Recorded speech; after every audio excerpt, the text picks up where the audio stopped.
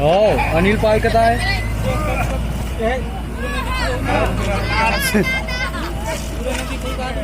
गाय वो है पूरा झूरा नदी में है ये बाहर के ये देख तेल तो रे तेल